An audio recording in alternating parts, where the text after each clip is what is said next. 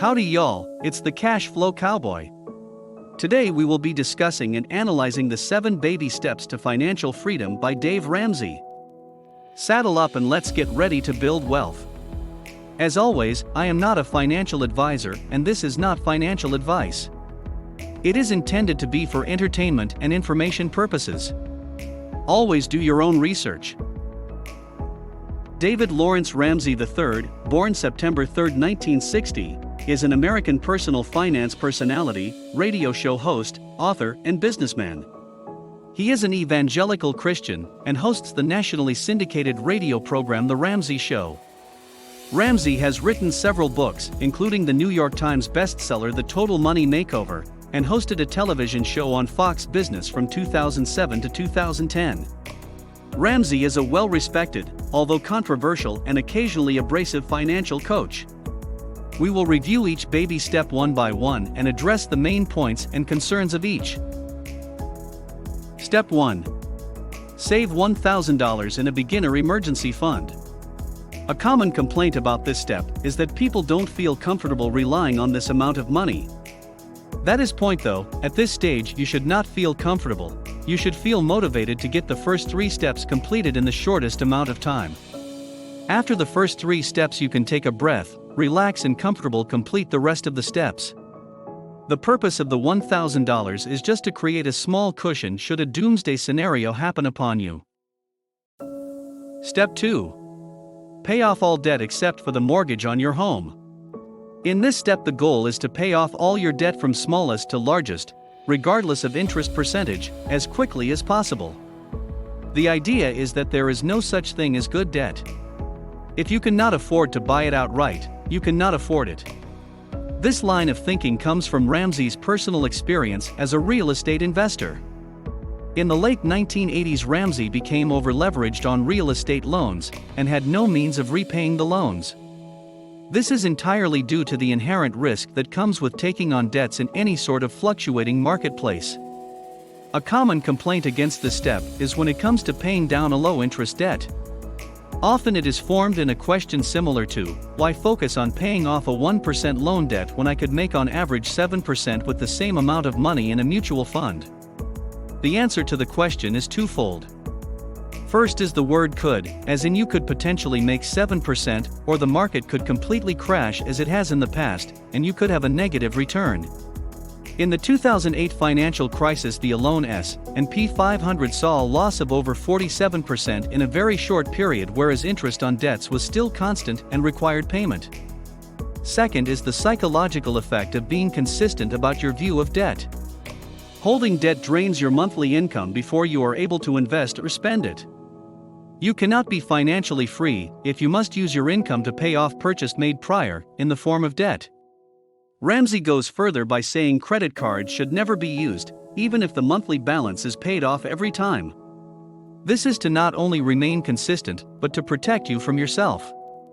Credit card companies spend a substantial amount of money on marketing, promos and points reward systems in order to manipulate you into spending more money than you would have otherwise. Over the past several decades they have gotten very, very good at what they do. The safest bet is to avoid all debt of any kind for any reason. Step 3. Save 3 to 6 months worth of expenses for emergencies. This is the final emergency step before you can take a breath. Now that you are debt-free, minus your mortgage, you must save up a realistic emergency fund to prevent from falling into debt again in the face of a significant emergency. Ramsey suggests 3 to 6 months worth of expenses. Notice the term expenses, not income. You should track how much you are actually spending in that amount of time, and make sure you are able to cover it with savings. This way, even if you were to lose any source of income, you would be able to support yourself for several months while you figure out a long-term solution, without having to borrow a dime. Step 4. Invest 15% of your income for retirement. Now, the hard part is over, and we move towards a gradual wealth-building plan. Even if you can afford more than 15% at this step, maintain at 15% until further steps. The point is obviously to build a significant nest egg for retirement so that you are not required to work your whole life. The smartest method would be to dollar cost average into index funds in a tax-advantaged account. First account to contribute to would be a Roth IRA account, as it is tax-advantaged on the withdrawal. When taxes are presumed to be higher, you should contribute until you have reached 15% or until you reach your annual contribution limit of $6,000. The second priority would then be a 401k or traditional IRA, as they are still tax-advantaged on the front end. Step 5. Save for college for your children. If you don't have and or don't plan on having children, you can skip this step entirely. Often, one of the largest and early debts a person encounters in their life is student loan debt. If you start off with debt prior to even having a livable wage, you are guaranteeing a financial struggle during your child's early career life. In this step, we get to cancel future debt before it even occurs by smart financial planning, usually in the form of a 529 plan. Step 6. Pay off home mortgage. This step is where you finally become financially independent.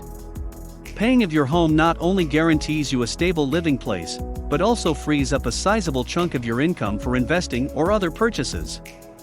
Additionally, it also saved you from having to pay thousands of dollars in interest that you otherwise would have had to pay. Step 7. Build wealth and give generously. On average, it takes approximately 10 years to get to this step. However, upon reaching this step, most people have gone on to become millionaires in their lifetime. This is the step where the fun really begins.